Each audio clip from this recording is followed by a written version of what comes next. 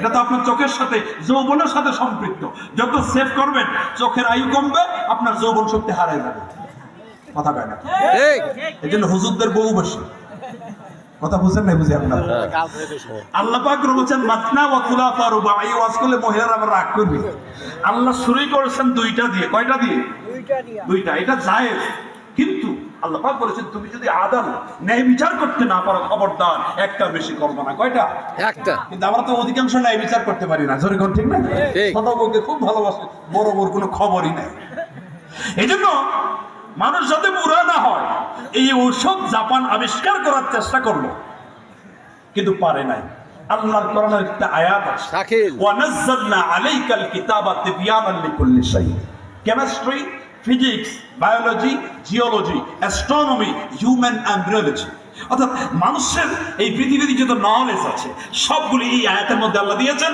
জাপানের বিজ্ঞানীরা চিন্তা করলো এই আয়াতের মধ্যে আল্লাহ বলেছেন এমন কোন জ্ঞান নাই আমি যেটা কোরআনে বলি নাই। ওরা চিন্তা করলো তাহলে আমরা যে ঔষধ বানাতে চাইলাম ওটাও তো কোরআনের ভিতরে পাওয়া যাবে। সুবহানাল্লাহ কবেন না? ওরা এবার কোরআন তেলাওয়াত করা শুরু করলো। কোরআন তেলাওয়াত করতে করতে একটা সূরা তাদের চোখে পড়ে গেল। সূরাটার নাম হলো সূরা তিন। কোন সূরা? সবাই শোনেন, এই ওয়াজ শুধু মুসলমানদের জন্য না, এটা হিন্দুর জন্য, এটা খ্রিস্টানের জন্য, এটা বৌদ্ধর জন্য, যে কোনো ধর্মের জন্য এই ওয়াজটা কাজে লাগবে। যারা মানুষ তাদেরই কাজে লাগবে। মারহাবা করতে ইচ্ছা করে না? মারহাবা। মানে কোরআন যে মুজিজা, এটা যে খুব পাওয়ারফুল, এটা আপনাদেরকে আমি বোঝাচ্ছি। তাহলে একটা সূরা আছে, সূরার নাম হলো সূরা তিন। আমি যে আসলাম, আমার আগে হুজুর এই সূরাটা তেলাওয়াত করতেছিল, আমি যখন এখানে ঢুকতেছিলাম, কিন্তু এই সূরাতে সায়েন্টিফিক ব্যাখ্যা এটা বাংলাদেশের কোনো হুজুর এখনো বলে নাই। এই সূরার প্রথমে আল্লাহ দুইটা ফলের কসম করেছেন।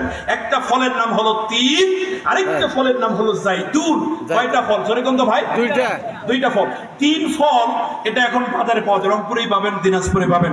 তিন ফল বাজারে কিনতে পাওয়া যায়। আর জাইতুন এটাকে বলা হয় অলিভ, ইংলিশে অলিভ বলা হয়। জাইতুন ফলটা জলপাইয়ের মতো দেখতে, একটু ছোট। জলপাই না, কিন্তু জলপাইয়ের মতো দেখতে, একটু ছোট। বাজারে এই অলিভের তেল পাওয়া যায়, এটাকে অলিভ অয়েল বলা হয়। অলিভ অয়েল তেল আপনারা চেনেন না? হ্যাঁ, অনেকে কেনেন, মাথায় দেন, চুলে দেন, অনেকে খান এক্সট্রা ভার্জিন অলিভ অয়েল। ডাক্তাররা বলে যে অলিভ অয়েল বেশি করে খান, এটা হার্টের জন্য খুবই ভালো। আমি বললাম কেমনে খাবো? দাম তো একেবারেই কম, মাত্র 3000 টাকা কেজি। কত কেজি?